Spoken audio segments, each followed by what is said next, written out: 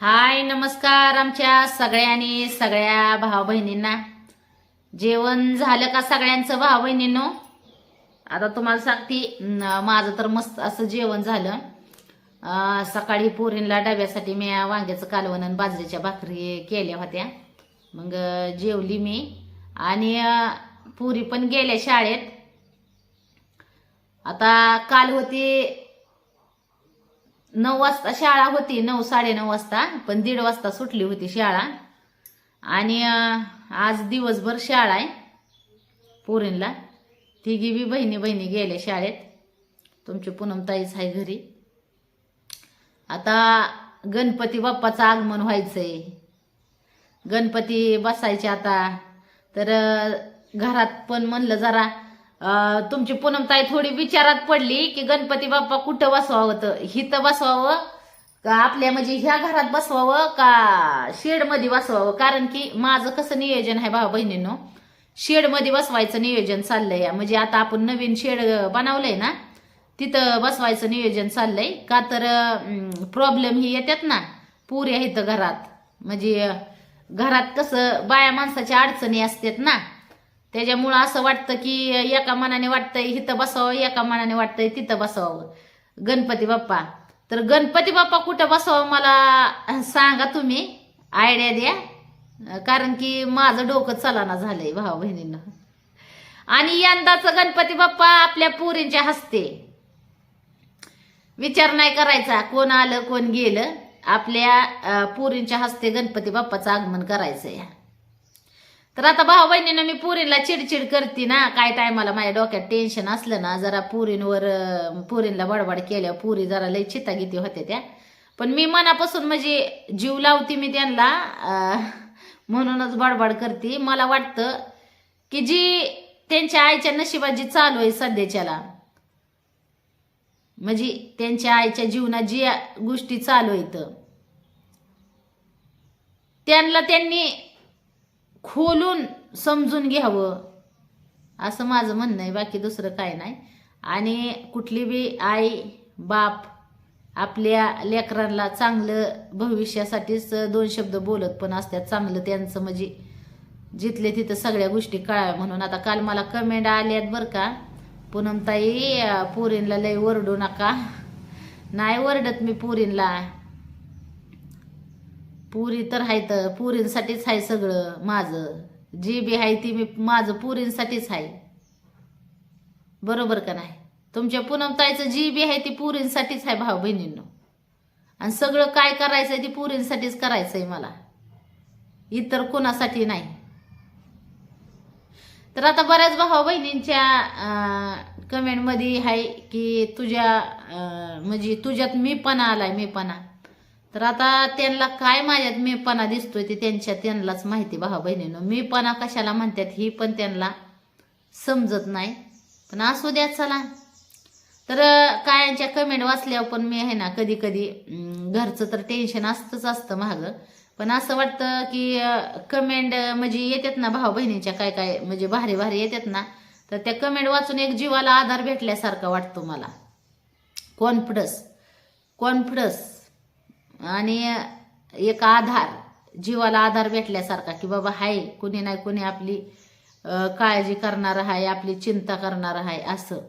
आणि ज्यावेळेस काय लोक विनाकारण वाईट कमेंट टाकीत असतात ना, त्रास देत असतात ना, त्यावेळेस वाटतं की बाबा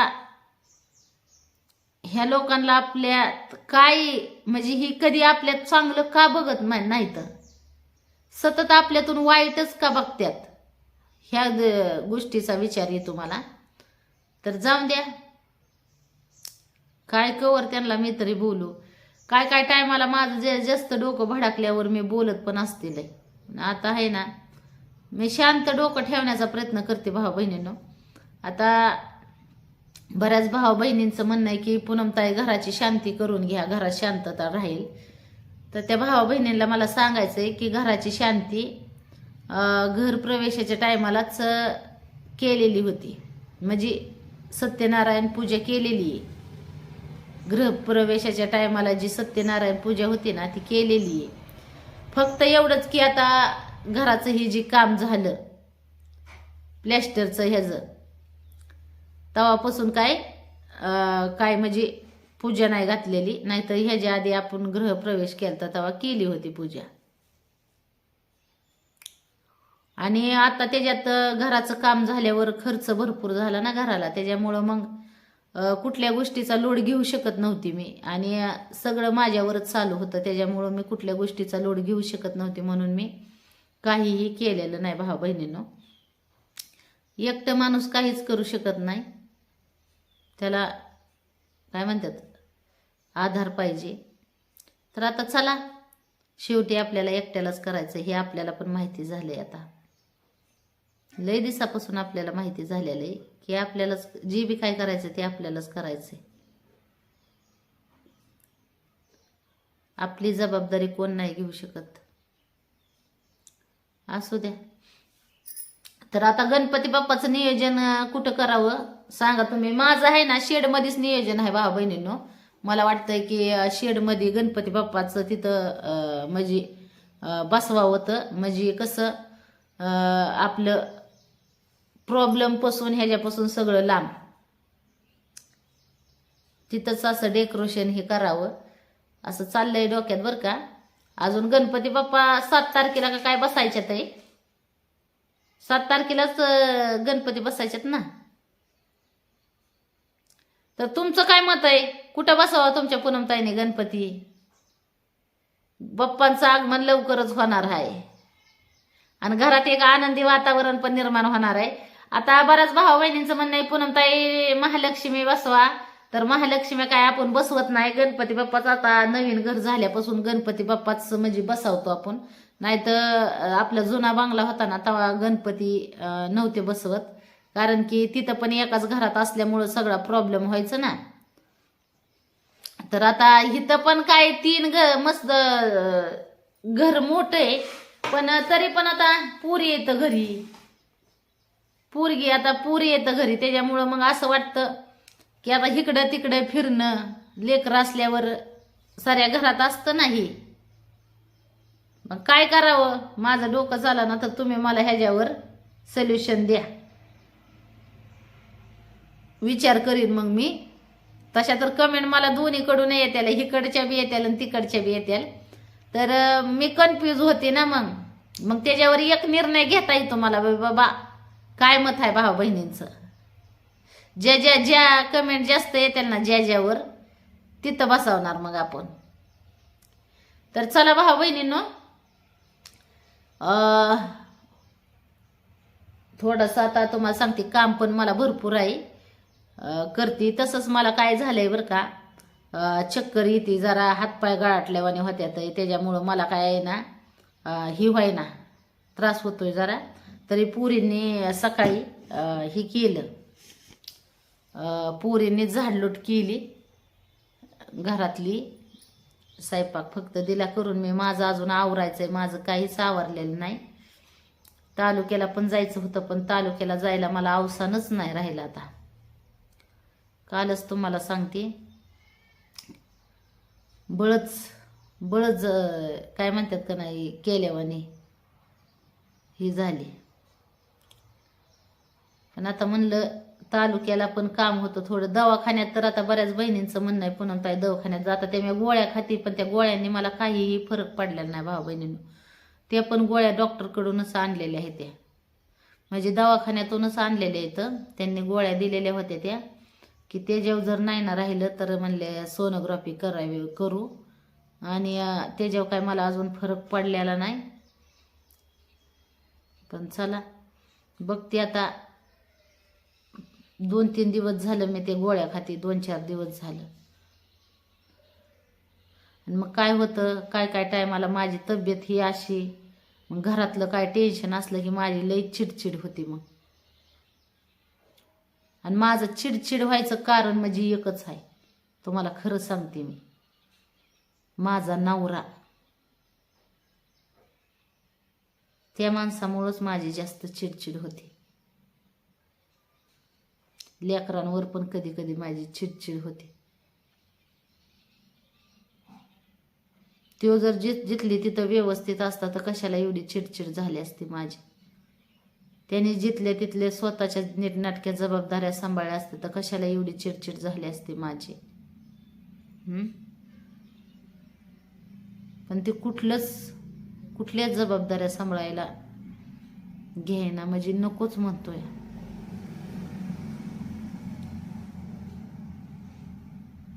मग लय टेन्शन येतं मला भाऊ बहिणीनं एक एक दिवस. त्याच्यामुळं मी आहे ना वैतागल्यावानी झाली, बाकी दुसरं काय नाही. वैताग आलाय, जीवाचा वैताग. पुरी मला म्हणतात तू पप्पाचा राग मम्मी आमच्यावर काढते. आता कशाचा पप्पाचा राग त्यांच्यावर काढू आणि कशाचं काय करू तुम्हीच सांगा भाऊ बहिणींनो.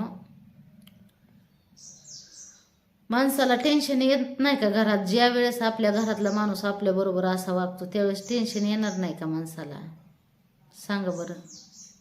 तरी पण मी हसून खेळून राहण्याचा प्रयत्न करते पोरींबरोबर. पण माझं मनात काय चालू आहे ही लेकरांना काय, आणि त्यांना काय सांगून उपयोग आहे? त्यांना काय सांगणार आहे मी? सांगा बरं. माझं दुःख सुख काय सांगणार मी त्यांना? ती फक्त माझ्या चेहऱ्यावर बघूनच पोरी एखाद्या टायमाला मी नर्वस म्हणजे चितागीती हे असली म्हणजे मग पोरी जरा तोंड पाडतात. त्या माझं चेहरा बघून पोरी तोंड पाडतात, म्हणून त्यांच्या पुढं मला हसून खिळून राहावं लागतं. बाकी दुसरं काय लेकरांसाठी.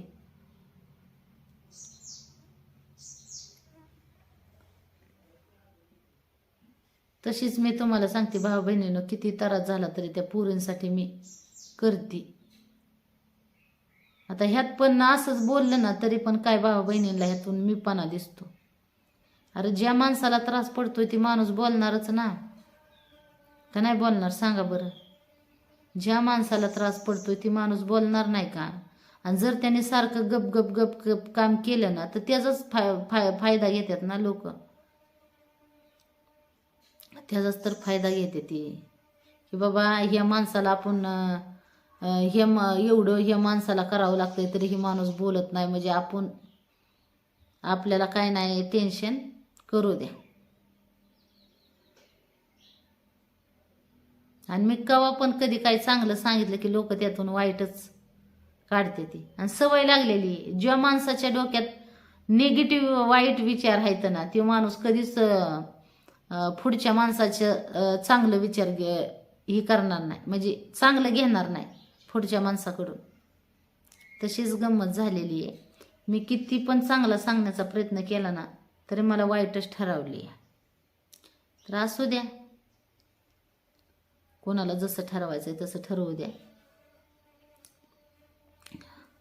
तुम्हाला सांगते भाऊ बहिणींनो, आता मी आधी थोडंसं रिलॅक्स होती, कारण की मला आहे ना हातपाय माझं उभा राहिलं की असं थरथर केल्यावाने होत्या. सकाळी पण माझ्या उलटी आणि 3 झाल्या. काय मला आहे ना काय झालंय काय नाही देव जाणं. पण चला त्यातली त्यात पण हिंमत बांधून मी करण्याचा प्रयत्न करते. आणि राहिली गोष्ट तर आता म्हणत्याल तुझं एवढं दुखतंय खुपतंय आणि तुला कुणी व्हिडिओ काढायला सांगतंय, तर व्हिडिओच एक माझा आधार आहे. तिथं मी काम करून माझी लेकरं बाळं सांभाळू शकते. तर ह्याच्यावर कुणी बोटं नाही उचलली, म्हणजे ह्याच्यावर कुणी बोटं उचलू नका. तुम्हाला मनापासून तुम्हाला विनंती करते मी. माझं काम आहे ती मला करू द्या. मला काय कुणी आयतं आणून देणार नाही. यूट्यूब माझं काम आहे आणि ते मी करत राहणार, किती जरी दुखलं खुपलं तरी. चला भाऊ बहिणींनो, घ्या सगळ्यांनी आपापली काळजी. Bye bye.